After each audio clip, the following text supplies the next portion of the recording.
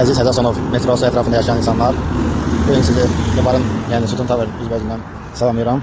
Bildiyiniz kimi bu yol 2011-ci ilə qədər açıq idi, düz gedirdi. Məhəmməd Ali küçəsinə çıxırdı. Həmən yolda sola dönüb, yəni metroya gedə bilirik. Hal-hazırda gördüyünüz balaca yol alternativ yolda hal-hazırda. O vaxtda o yol ancaq Karfol bazarına, yəni Arzu kafesi tərəfə çıxırdı. Yəni bu yol yox idi.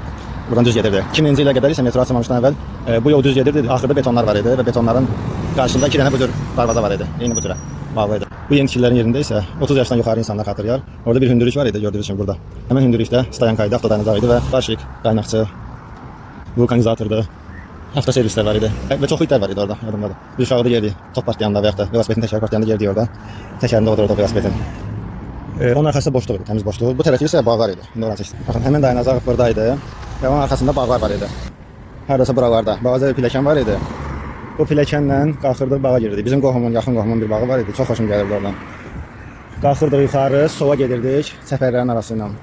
Yaşıllıq idi hər yer. Sonra bir dənə sağa geldik, orada demək hər cür meyvə ağacları olan bir bağ var idi.